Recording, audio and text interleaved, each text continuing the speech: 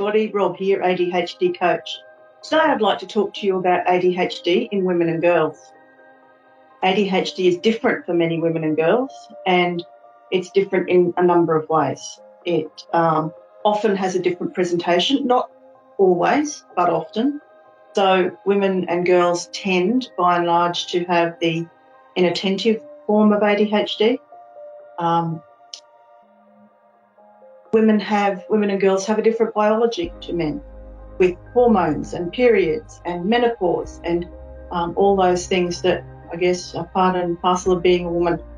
And hormones can have an impact on your ADHD. Some people find that their ADHD becomes worse prior to or during their period. Some people find that they at different times during their life, when different hormonal things are happening with adolescence or menopause, it also has an effect on their ADHD. And that is compounded by the fact that much of the research that has gone into ADHD is, and one statistic I read was 99% of research is actually conducted on white males or males. So we don't always know what effect our hormones will have on ADHD. So understanding all that can help us understand how our ADHD plays out for us in our everyday lives. Another way that ADHD is different for women is that we tend to have different expectations of women. Not always, not invariably, but often.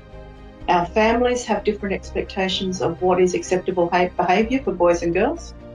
Our families have different expectations for life trajectory for boys and girls, men and women. We might have different expectations of ourselves as women than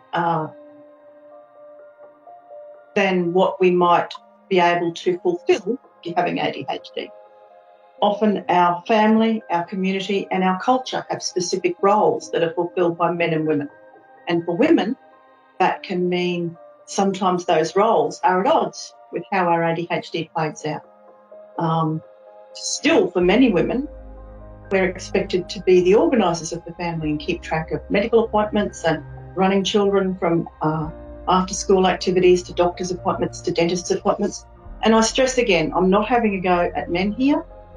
Many men do these things as well, but taken on average, it's still usually the role of the woman to do those things, plus work out what the weekly meal plan is going to be and have tea going, or at least have planned what ingredients are needed, etc., etc.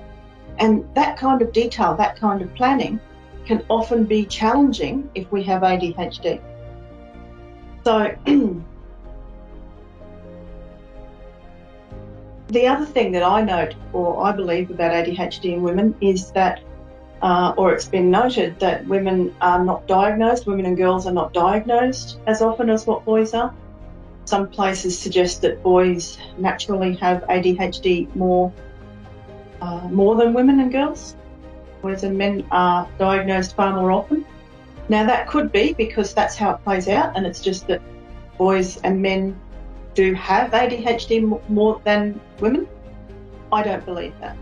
I believe that due to the fact that much research has been carried out on boys, that's the image that most of us have when we think about ADHD. We think about often, and I did before my diagnosis, I'll hold my hand up to be responsible for that. We think about a small white boy being loud, running around and perhaps behaving inappropriately to what we expect in a certain situation. So that is more problematic for other people. People get grumpy, they don't like children doing that, there might be damage or noise or whatever, they might be disruptive to whatever's happening, whether it be school or a private function or a party or in a restaurant or at home, and people seek help. So they might be referred, teachers might notice and raise it with parents, etc., etc. Girls tend to have inattentive ADHD, which isn't quite as inconvenient for other people. They might be chatty, they might be daydream a little bit more than boys and be slightly more disorganised. And while that affects them, it doesn't necessarily negatively affect other people quite so much. So they might not be referred by teachers or noticed by parents to have ADHD for that reason. I'm not blaming people for that. I'm just saying that can be how it plays out.